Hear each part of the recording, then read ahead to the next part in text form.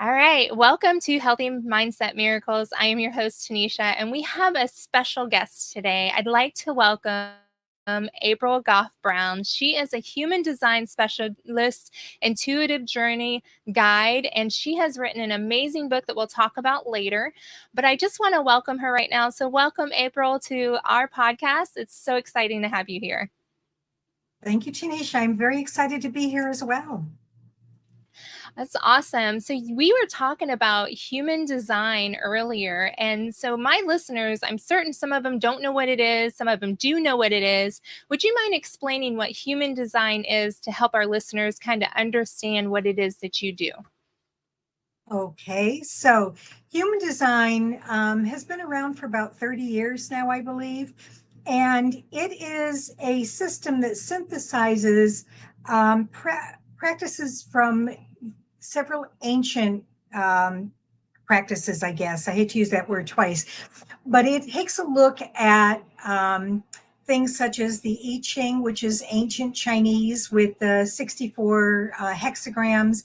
It looks at the Hindu chakra system. It looks at both Eastern and Western astrology, and it blends all of this into one system that is amazingly accurate, that based on your birth date, the time and place of your birth, that the way that the planets were lined up, this is the astrology part, is that you were brought into this world with a unique design that is a blueprint of how you're meant to be in this lifetime. And with human design work, what we do is we try to give you that information so that you find that you're not working, maybe I should put it positive, that you are working more in alignment with how you are, as opposed to trying to be somebody else. And as we were talking earlier, you mentioned that you believe you're a projector, as I Yes. am. We're 20% of the world. And so we're constantly going against the grain of this generator inspired and run world. And often are made to feel that we're less than, that we might be lazy, that we just can't keep up, and what's wrong with us. And it's just nothing could be further from the truth that in the design that we have, we are perfect in that way. It's a matter of coming to understand that perfection and being able to live according to it. I love that. And yeah, so I had a friend of mine tell me last year that I was a projector. I really didn't understand what a projector meant. So, what are the other, well, first of all, why would somebody want to learn what their human design is? And then my second question was, what are the, I want, lack of better words, options of, who they could be? Like, we're a projector. What are the other parts of human designs are there?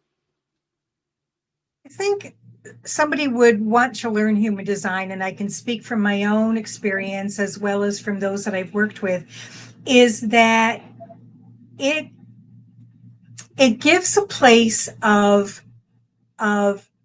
reassurance. Yes, I know these things about me. This is why I have these things about me. And now I know how to move forward, staying in the best alignment of who I am. So that's kind of it in a nutshell. Now, in human design, you will come up as one of 5 types. There are 5 major categories. Okay. The biggest one, and we sometimes lump them together, are the generator types. There's the pure generator and the manifesting generator.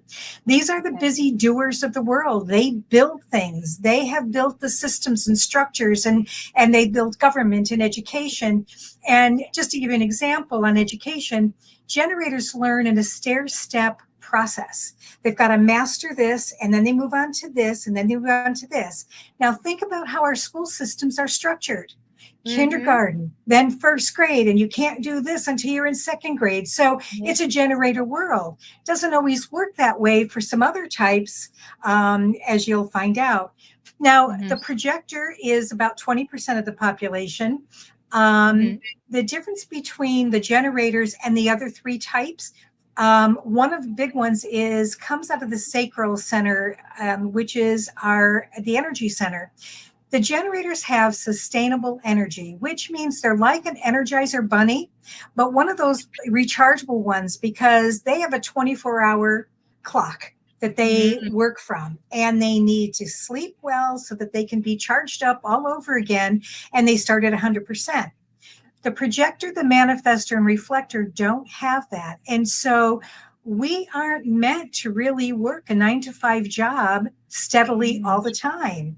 When we work, projectors can work rings around anybody else, but we can't do it all day, every day for the rest of our lives without burning out.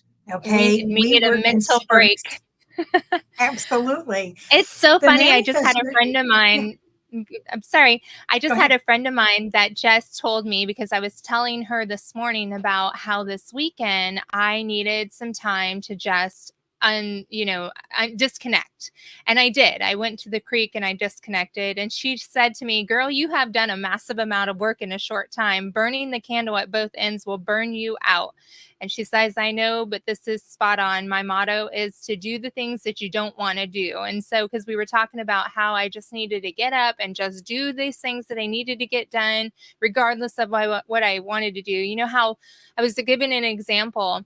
You know how you really need to take a shower, but you just don't feel like taking a shower. But you know that once you take that shower, it'll make you feel great. And so you just get in there anyways, and you get out and you're so thankful that you finally did it. And so that is what I was explaining to her this morning. And it's so funny that you just said that about projectors, because we burn out at both ends because we keep going. We don't stop. Right. And that's 100% me. Right. And stopping is important. The manifestor is about 8%. They're an interesting type in that they're here to initiate things. They get an idea in their head and boom, they're on their way. Their dilemma comes because they forget to tell somebody what they're up to. And so they can Oh, sometimes mess up on the relationships because they're off doing something, and it's like we get whiplash following them around. It's very interesting. And then the reflector is a real rare type, maybe about a 1%. These are people who, by their charts, are completely open, and they just need time. They need, for them to function at their best, they need to be in the right place at the right time with the right people, their environment. They just pick up everything from the environment. And so once they come to understand that about themselves, it's how do they place themselves in a place where they are supported, right. as well. So it's, those are real quick, high level, 5 types. There's much more to it.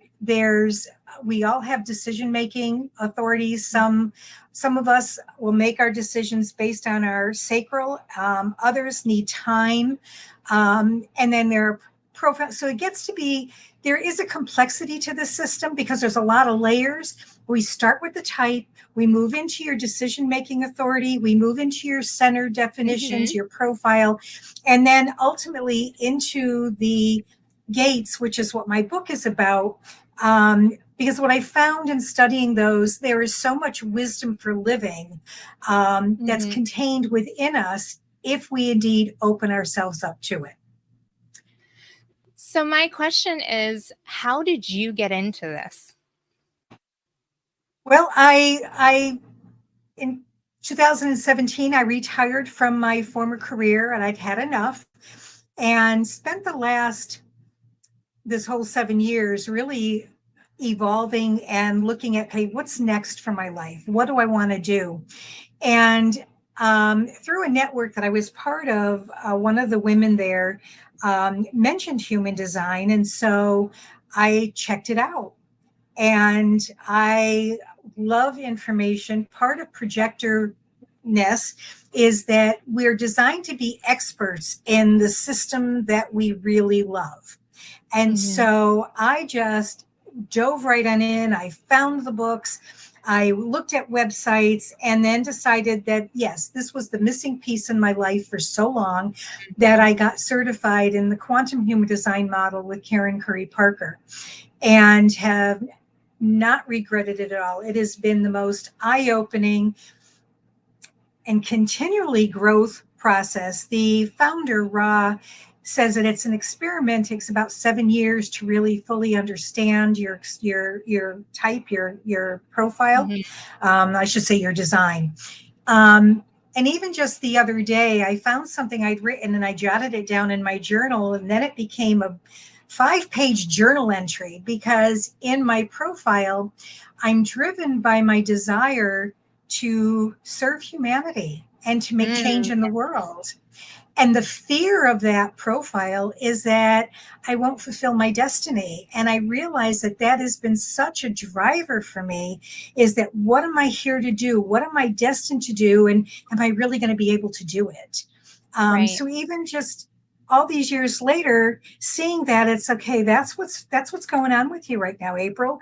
You're Mhm. letting your fear driver um, move you, as opposed to getting away from the fear that your destiny is simply that you are here, you are doing this, and let spirit evolve it. Yes. He's going to guide. It's not my choice. It's a divine partnership between me and God, and me and, my higher power, however anybody wants to call it. I really do believe that. And so I am learning to surrender and trust, which is part of the design, that I need to be aware that I am in a partnership with spirit. And um, when I can, and it shows throughout human design, when we can surrender to that, that we're able to start breathing and taking those breaks, and not Mhm. realizing that I don't have to do everything today. I don't have Yes. to finish this today. It's not the end of the world if I don't. Right. So that became really important. So it was a personal journey that, as I started talking about it with people and started reading charts for people and really diving into this, it was fascinating, just Yeah. fascinating. I think by you just saying, I really don't have to do that today, that resonates with me big time because also myself being a projector, I'm constantly doing things, not only for myself, but for other people on a continuous basis. And I've come to realization that when I do take those breaks and be like, you know what? I don't have to do this right now. So I need to go do something to read or go for a walk or, go sit out on your hammock and meditate. I'm finding that those pockets of time where I take out for myself has really helped me be more productive. Are you seeing the same thing for yourself as a projector when you take that time out? Is it helping you as well? It does a lot. In my design, my profile lines are 6'2", and the 2 line is called the hermit, and it is somebody Mhm. who needs that alone time. Mm, And what it does is allows a decompression. It allows my mind to wander. And so I enjoy activities too that allow my mind to just float all over the place. So whether I'm out in the garden or taking a walk or sewing, working on a quilt, all of those things are solo activities that are quiet, but let my mind just be. And mm, I found that yoga does the same thing for me, is that being able to be consciously connected to my breath allows me to settle into it, so that when I'm ready, I can come back and a lot can come out. So I used to always mm, say that if I was allowed to work from home, so this was pre-COVID, mhm. that I got more done in a 4-hour period than I did a whole 8-hour day on the Yeah. job, because without the interruptions and with the focus, I could really do that. And I think that's what Mhm. projectors are about. We can work double time, triple time, but we only need to do it for a few hours and Yeah. then break. That's so funny you say that because my husband and I, we have like this talk all the time. He's always wanting me to listen to these podcasts or these videos or things that he's interested in. And I'm interested in them too.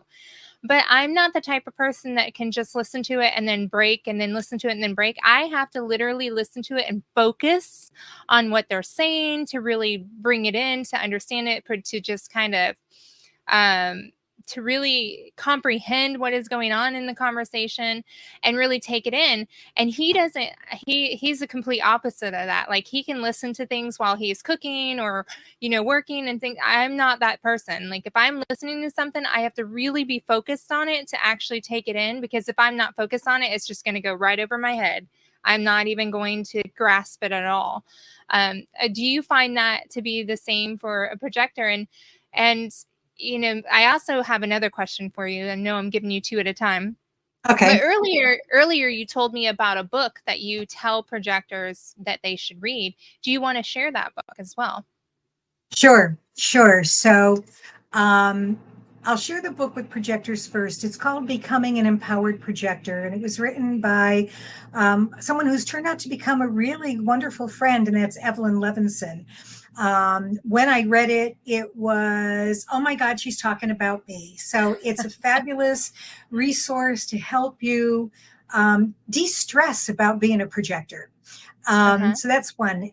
The what you were talking about may be more of a function of the open head and ajna, or defined head and ajna centers that are up here. I happen to be open in both. My husband is defined in both, so I can use this as just as a, and it may be the same thing for you and your husband. Um, the defined head and ajna they take in information the same way all the time. They can hear it, they can listen, they take it in, it swirls around, they can file it in their ajna, because think of the ajna like a filing cabinet, and they can Mm-hmm. find it whenever they want. Now, my open head and ajna does not work that way at all. So what happens Mm-hmm. is, an open head can be inspired by anything and everything. And when you hear something, it's like, oh, that reminds me of this. So I'm pulling this in. Oh, then it reminds me of this. So you're not listening to one thing, you're pulling it in because you're making associations and patterns with everything else that you've known so that you can make it work for you. And then after you've done all that, it swirls around in the ajna, but it's in this great big void that you can't pull out any longer. It's not like neat filing system. I have a very organized filing system in the real world, and I can find everything, and I'm a note taker so that I remember every single thing, and I have to go back and hear it over and over for it to stick, because that, Yes. for me, the act of writing makes it stick. But the difference is, as the information is coming in, I have a hard time just focusing on that one thing because my head went over here, or then it Yes. went over there. And so it's So can stop, take a relate. break. Okay. So it could be more of that. And that is, for any type, can have a defined or an open head and ajna. So again, it's another one of those things that as you find that out about yourself, it's like, oh God, this feels so much better. I am not supposed to remember everything. My husband will say, do you remember so and so? No. Well, we went to da da da, and still no. Well, how about da da da? It's still a no. Don't you get it? I don't remember. And it's Yeah. not because I'm getting old and I'm losing my mind. It's just that I'm not meant to remember everything. Mm, It may come back at a later time, but not yeah. in the way it does for him. So this is a really great example of Yeah. how our designs differ. And by knowing that, it's like, okay, the friends and the people that I've worked with that are open head and ajna pretty much have created systems and structures in the material world to help them stay on track of everything that they have to do. Do you think that if a husband and wife both got a human design and they learned each other's, that it would help them in their communication in their marriage? Does it does. Again, I can use my husband and I, we've been married for about 45 years. So we Okay. had a long history of, things, and it's a wonderful marriage. It really is. Um, but even after all that time, a couple of years ago, the communication stuff would come in, because I would want to raise something to him that was on my mind or bothering me, not necessarily about him either, but just something I wanted to raise. And before Uh-huh. I got it all out, he was solving my problem. And Oh, he was wow. telling what he thinks I should do and all that. And it's like, but I don't want you to do that, So what I realized, it's the throat. It's the, not only here, but it's the throat area, that his defined throat is things come to him very easily. And defined throat folks can talk over anybody else. And so if you're an open throat in a group of defined throats, Uh-huh. you might be sitting there saying, no, this isn't right. And its pressure is building and building and building until it gets blurted out. And that is what I found with him, is that I had to learn to say to him, I want to share something with you. Do you have time to listen to me? And he would say yes. And I says, however, no reaction. I just want you to listen. And that little statement, that question has helped considerably, because I now am able to share things with him. He's hearing, and then he'll say, well, can I react now? Sometimes it's a yes, sometimes it's a no. But by understanding the differences in this, he now will use it at me and say, can we talk for a minute? Because I need your attention. And Yeah. so just by those invitations to listen to one another has been amazing in how deep the conversations have gotten. That's And so it's just one wonderful. example. Yeah, I find Uh, that because I finally opened up to my husband recently and I told him, I'm like, look, I said, if you want me to hear you, you're going to have to get my attention undivided. I said, otherwise, it's going to go in one ear and out the other because I'm not going to be able to focus on right. internet challenges. I think I might be able to edit that. Okay. So, and then I told him, I said, when I start to talk, much like what you just said, when I start talking about something, he'll interrupt me and start trying to correct or to fix whatever I'm saying. I'm like, wait. Let me tell you the whole story before you give me any suggestions. Or Right. maybe I don't want Right. a suggestion. I just want to get it Right. out.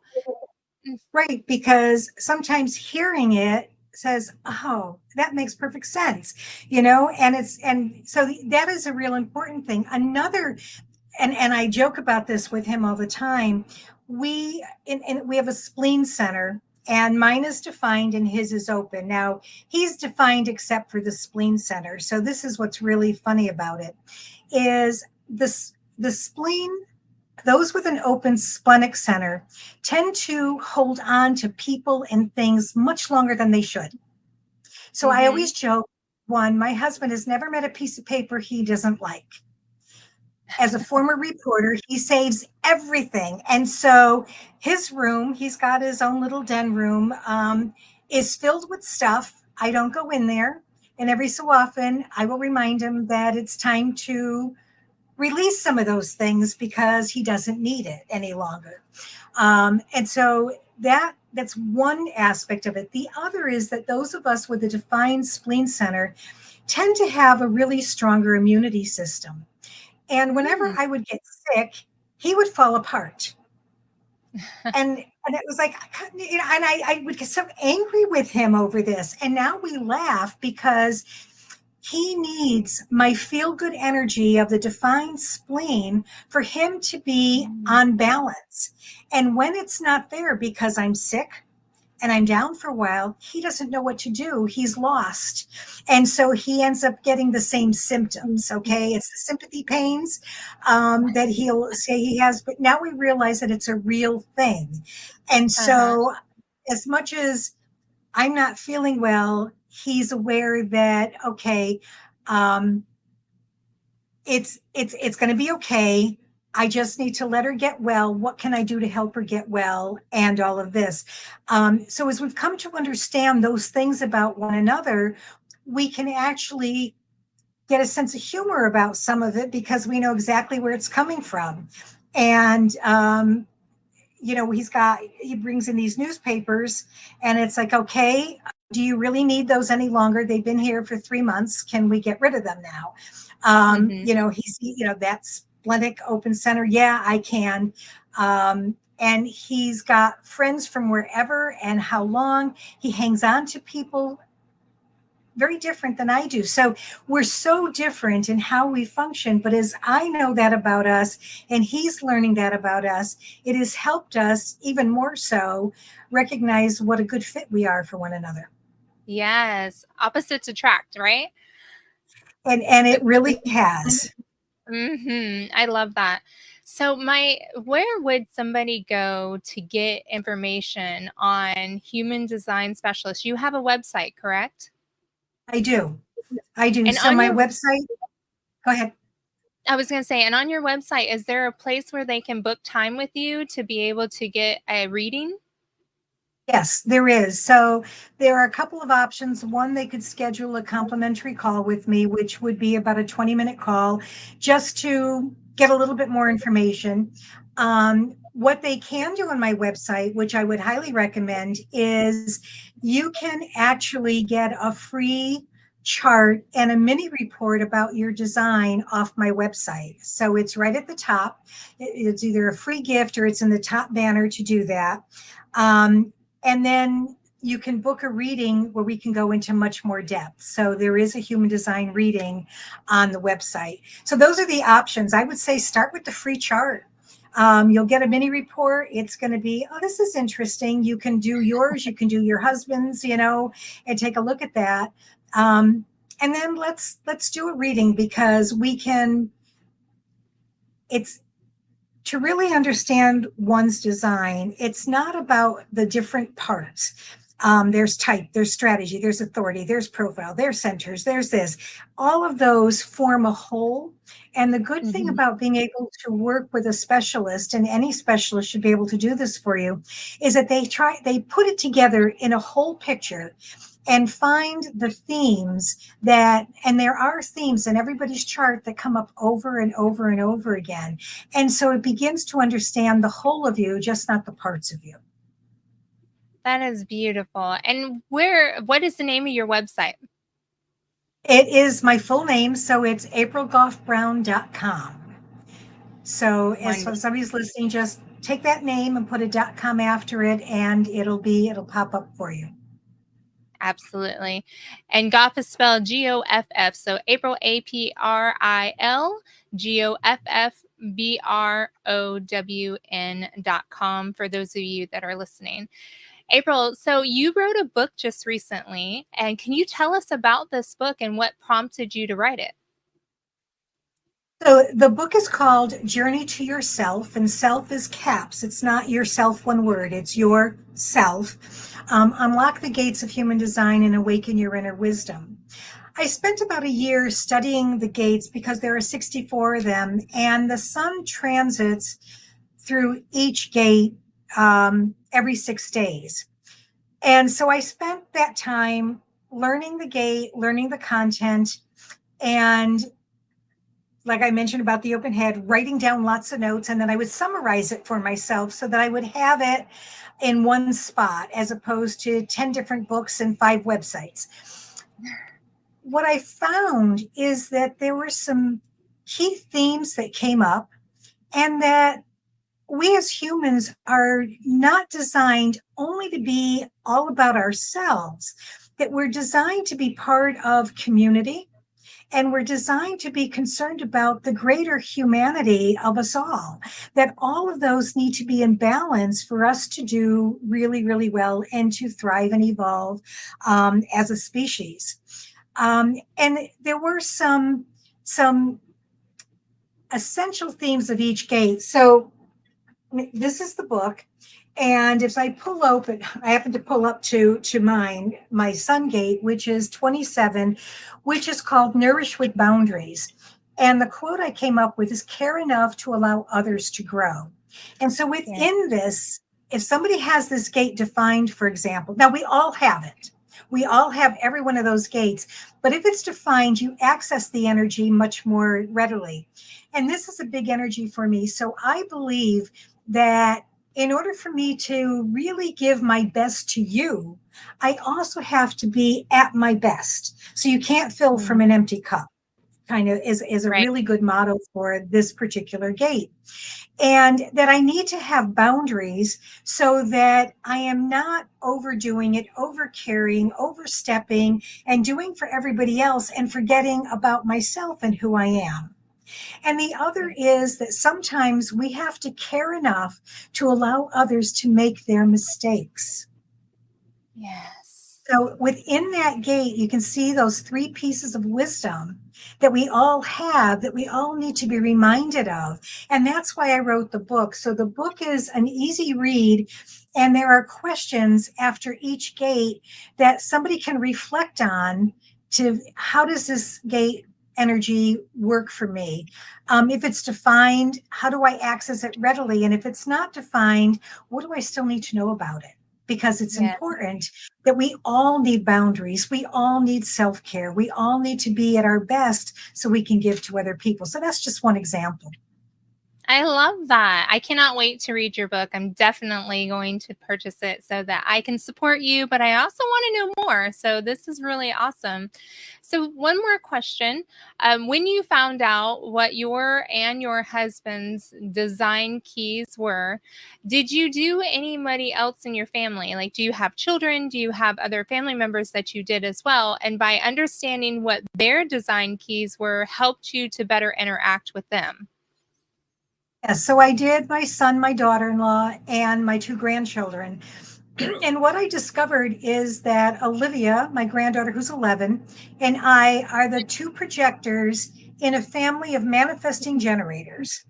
So her parents need to understand that she can't be programmed 24/7 and thrive. That was one.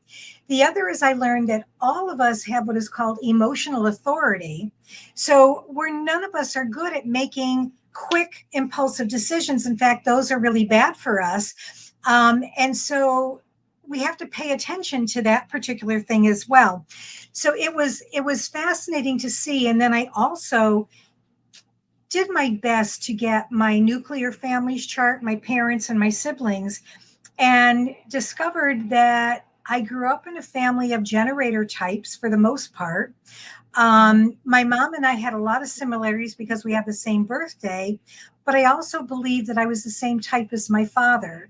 And knowing a projector supporting 7 kids on his own merits in a sales capacity is mind-boggling to think how he did that. But I also see how he also um, compensated for some of that as well. So it is fascinating to look at the dynamics within our families. And so I see by knowing my son, daughter-in-law, and the kids that one of my jobs is to guide them to understand that Olivia is not like they are. She's like her nana. Okay. Yes. And she now knows she has a safe space where she can talk about things because she's like her nana. Has that helped them with their parenting with her? Degree, they're beginning to go through the tween years and the hormonal changes. And so it's going to be a struggle because that's Mhm, what life is. It is a struggle. But it also mhm. helps me to let her know that um, she needs to be able to say when she has to stop. She needs to be able to tell her mom that I can't do Girl Scouts and this and this and this. I can pick 2 of them. And these are the ones that I pick because it's overwhelming for me. And Yes. so helping her be able to learn how to communicate and then share that with her parents has been a help. Oh, that's awesome. So would you encourage other parents to look into their children's, design key so that they can understand their child? I would. There are now beginning to be books about parenting by design. So you can Okay. look up her human design for parents. Um, and it can be helpful um, for parents to see that I'm a projector and I had manifesting generator child who could keep on going and going and going. I had to learn to ask him to, and I remember when he was little, and this is before I knew my design, he would come home and he'd want to tell me everything about the day, and I would have to say to him, let mommy change her clothes and make her cup of tea. And as soon as you see me with the tea, come on in and I'm all yours. So it was giving myself time to settle in. And then I was his for as long as he needed it. And it worked. Oh, that's awesome. I love that. Just being able to give him your undivided attention without you being divided and, mindset somewhere else. I Right. love that. Absolutely. It makes a lot of sense to me because I'm the same exact way. Like I have to 100% be focused on that person. Otherwise, I just won't be present mentally, physically, or any aspect at all. I And just can't. projectors are noted for that. Projectors will Mhm. give their attention to the person in front of them. We Yeah. are very intent that way, and projectors will tend to know other people much better than we know ourselves. That was an Mm. eye-opening thing for me to learn. Which also explains why we are so good with people. Because in a lot of ways, too, though, that also we have to be careful because then we become people pleasers and we have to understand how to draw the line on that one. Right, So right. I Absolutely, find myself in that one. absolutely. You I hear have you. been I agree with you. Yeah, you have been a breath of fresh air, April. You are so knowledgeable on all of this human design keys, and I cannot wait to read your book. It's so exciting. I'm definitely going to go on your website. So, those of you that are listening, if you want to know more, go to aprilgoffbrown.com, go to her website, take that free test, find out where you stand, and then reach out to her to do a reading because she's extremely knowledgeable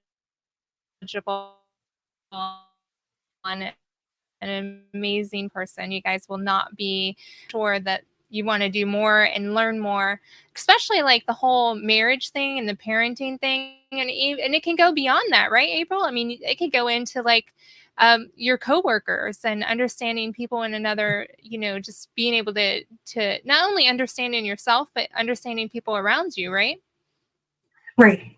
And there are people that are doing that. There's a whole uh, uh, part of human design that is really about business and work and career related, which is fascinating. So it has many implications for relationships, for yourself, for parenting, for how you work, and how you bring people to work around you.